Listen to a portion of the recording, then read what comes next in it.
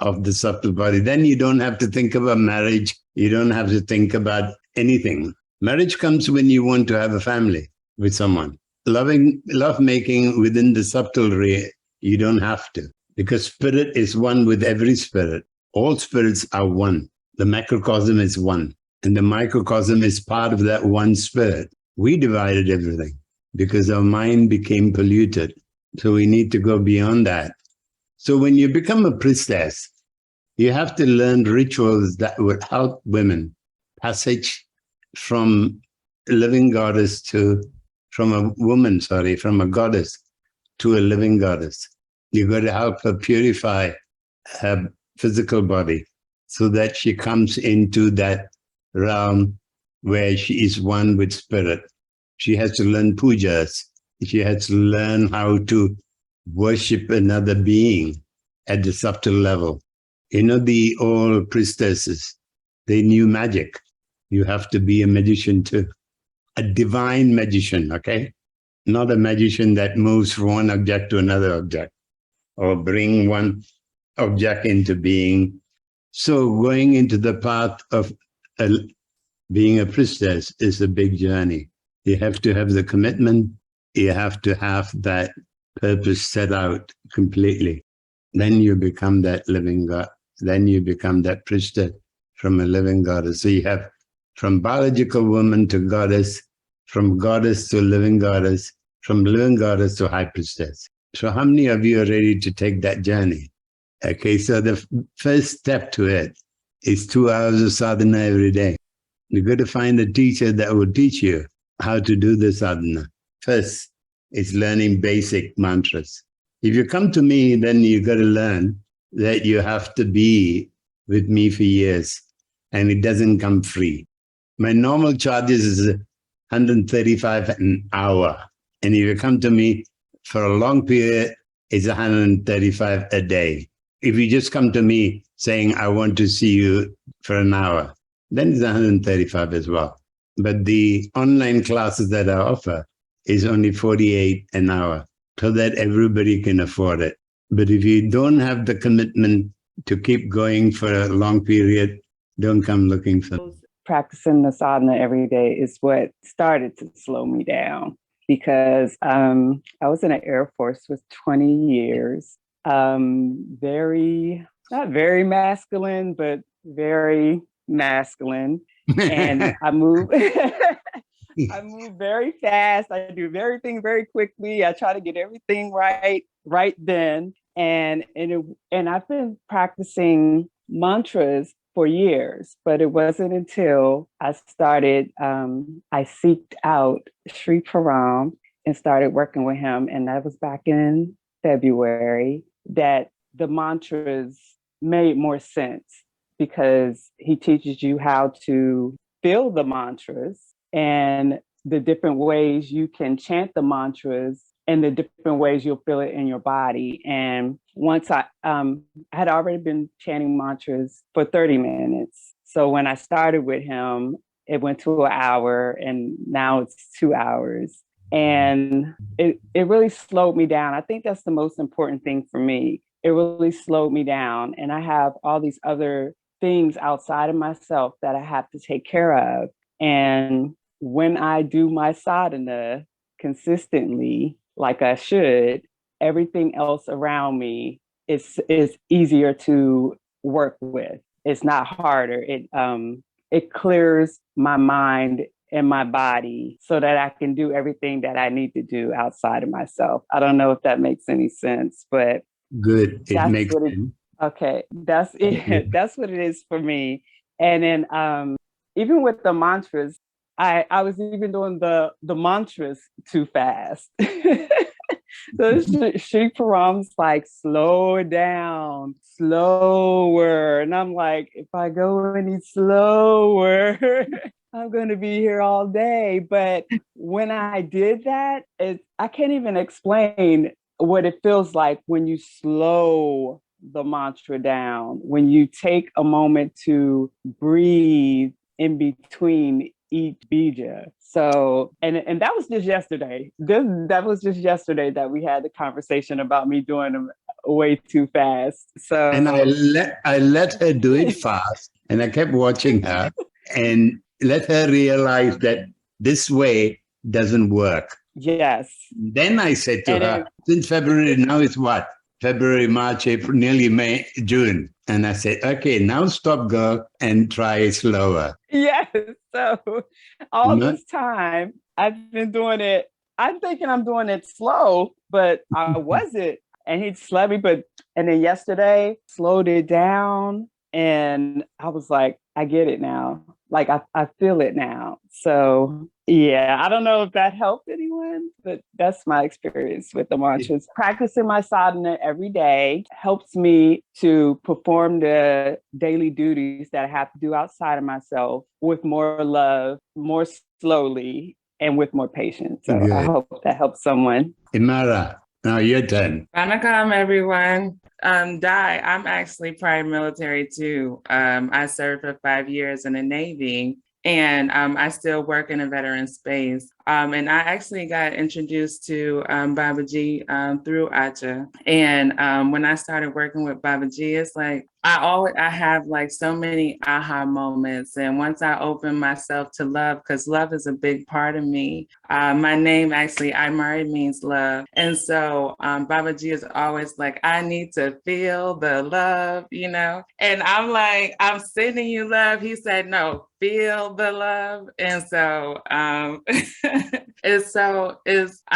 have an aha moment every week, and something different opens up for me. And for this week, I feel my entire body vibrating all the time. You know, like from my throat to my heart to my yoni, like every part of me is just lit up. And it feels wonderful, you know, and I feel happy, like truly happy, you know, and I feel more comfortable. I find myself in more spaces where things are more attracted to me, and they're the good things, you know, not like other things sticking to me, but things more attracted to me, and me being able to really feel comfortable in the spaces that I inhabit and the people that I'm around. So I'll have conversations that are more meaningful, or conversations where I just feel like myself, you know, like I don't have to pretend to be anyone or put up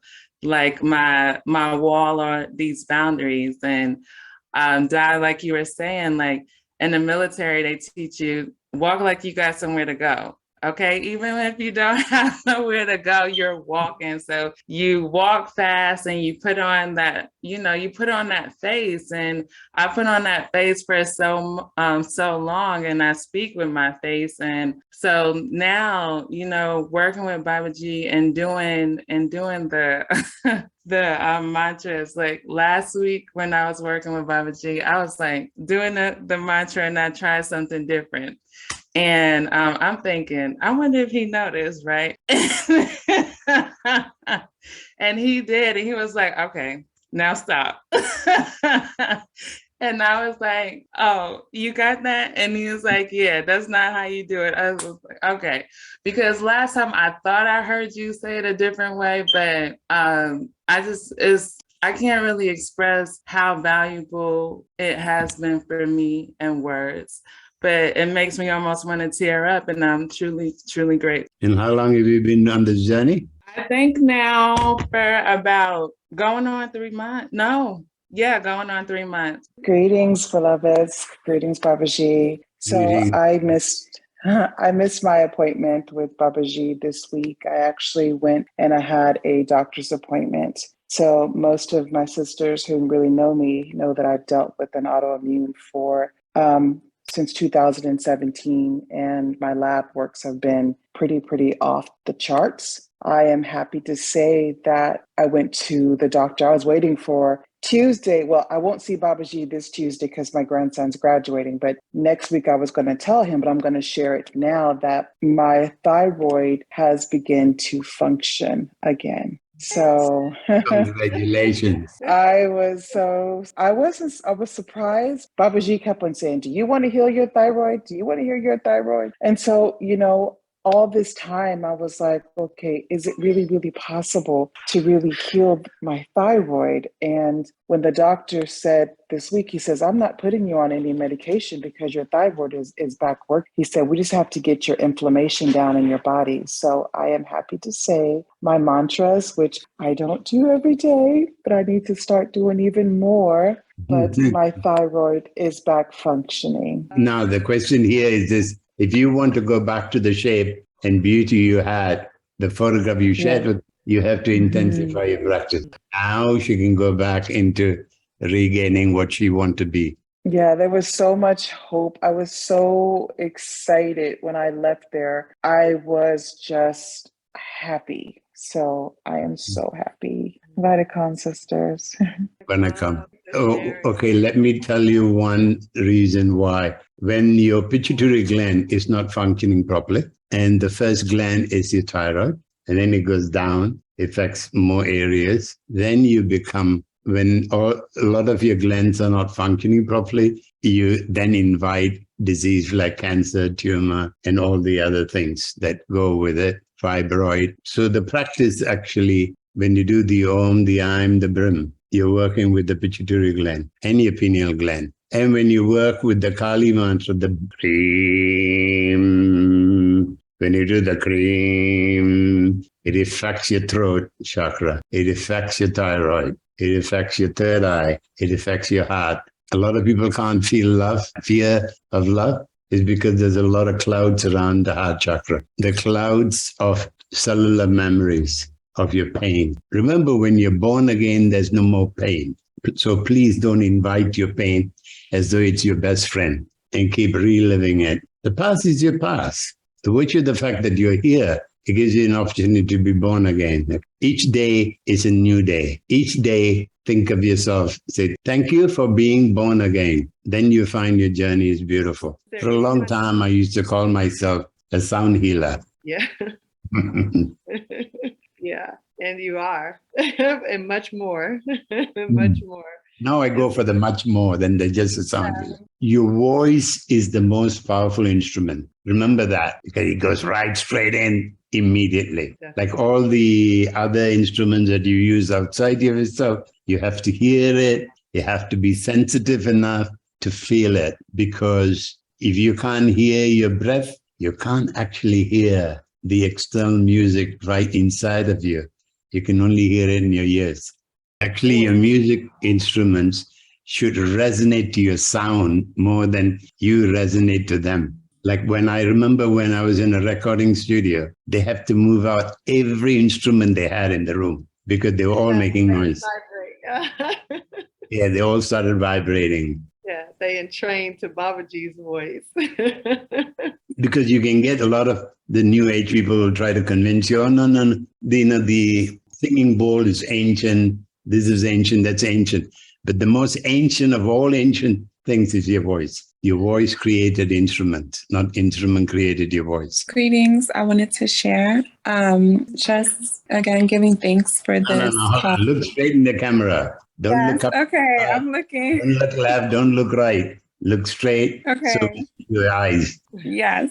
So thank you so much for having this call. This is again now my second Saturday coming to this call. I didn't know it was every Saturday, but I'm so grateful for my sister Shakti for sending me the message. When we first started speaking earlier in the call, when you said, oh, you're not even looking at us, you're saying that you want to be this goddess. And it made me think like, oh, I didn't think anything about it. And then when I really started to process it, I said, well, that's kind of a go-to mechanism, for being shy or feeling like, oh, maybe not good enough. And I was just sharing that because when you said it, being a goddess is knowing your worthiness. And I just come from a history of abuse in my life. So I had to overcome a lot of stuff. Like I think Aja was saying before, a lot of us have to overcome the lifestyles that we're so accustomed to. And I came from a family where it wasn't okay for me to love myself, to celebrate myself. So I had to personally fight through that. So here I am thinking like, oh, I'm doing so good. I'm really tapping into my goddess energy. And then I'm getting on these calls and it's like, no, you're not even really properly honoring yourself by knowing that you are worthy or you deserve to be here, or, like look in the camera, don't be shy, so just another breakthrough moment for me. And I'm just so grateful for your wisdom and for the words shared on this call today by everyone. So give thanks. Remember, we all give you permission to love yourself. Okay, if you need permission to love yourself, all of us here today give you the permission to love yourself. All of us give you the encouragement to be who you are. And remember, you're born again today. Yes. Yesterday is not your history. Okay, today is your history. Today, what you make is your history, not yesterday and not tomorrow. So each day when you wake up, remember this voice saying, I give you permission to love yourself. I give you permission to love yourself. And I'm born again. I'm born again. Think about that. You're born again. The past do not make you. Today is what will make you. Like now you're looking at me and letting me see your eyes. That means you're giving me the window to your soul. Trust your soul is pure. It's beautiful, divine. Being born a woman makes you divine, whether you like it or not. So you just have to remember that. Okay? Good. Thank you. Pleasure. Thank you for being here. Thank you for having me again. Now, the question is this. If you want to write to me, yes. If you want to learn with me, make sure that you're committed and you're interested for the long haul. Not do 1 week or 2 weeks and hope that miracles will come your way. No, you don't even get started until about 4 or 5 months down the track. Welcome to the world of Tantra and welcome to the world of Shakti Tantra. Okay. One of the fundamental things in Tantra for everyone is mantra and yantra. Without mantra and yantra, there is no Tantra. Keep smiling, and know that you're a goddess, and know that inside of you, Kali is within you. Within every woman, there is a Kali. But you have to believe in that Kali within you. Then you find that by yourself, the love within yourself. Okay? That is the most powerful tool. I would say thank you very much for being here. Every week, we're going to have an extension of what we want to achieve in this world. And we want you women to achieve them because you are the foundation. You're the first guru, mind you, as a woman. Okay? As a first guru, you are the foundation for the future. So when you are in power, you can bring your children towards the nest when they're ready, not when they're in puberty or when they are in the 18, 19, 20, 21. When they have been beaten up properly in the world, then they come back to mama. Then mama has to be strong. Mama can't fall. Oh, my poor baby. No. At the same time, you can't be hard to them. You just have to embrace them and be there for them and be a good listener, not an advisor. Remember that you are only caregivers. You're not owners of the children. They don't belong to you. None of the children belong to you. The children are children of God or children of the universe. If you don't like the word God, of the macrocosm. Like you, they have also lived thousands of years. They are immortal. Their body is mortal. So that body, your children's body, they're very old. Sometimes maybe even older than you. But they have come through your vessel. You have given the passageway for those children to come here. Motherhood is a very special journey. You're a caregiver, not the owner. Your child is not yours. Don't say, my child, my child, my child. Then you spoil the child. You're a caregiver, and you will want to bring out the best in them by allowing them to express the best that they can be. One of my advice to my daughters is she changed school. So she's changing the whole syllabus that she had. And I said to her, you pass or fail is not important, as long as you tried the best that you want to try. And whatever the outcome, I'm there for you. If you want to study till you're 30, I'll pay for it as long as I'm around. And if I'm not around, there's money for you to do it. That is your responsibility as a parent. But you can't tell your child, you got to get 9 A's, and you got to be an engineer, you got to be a doctor, you got to be half the kids, how many of you are doing the same profession you learned to do? In the West, you have a choice to change, to relearn again. Okay, the system allows you that. In the East, like where I come from, when they become an engineer, a doctor, or whatever it is, they're there till the day they die. They have different value systems, so they're a bit easy on them, but it's not getting any easier now because they're looking at what's happening all around the world, and then they find that they haven't got a choice. So that's a bit unfortunate, or fortunate, we don't know. But each child has a nature. You have to watch the nature, and you got to feed the nature. That's your job. You can't make them, just because you've been in the Navy or the Army or the Air Force, you can't make your children go there too, or a teacher or a, educationalist. So let your children be them. Okay. Thank you for being here. I love seeing you all. See you all next week. Vanakkam. And if you have someone really you think worthy of being in the circle that we have here, invite them. Okay. Take care. Vanakkam. Vanakkam.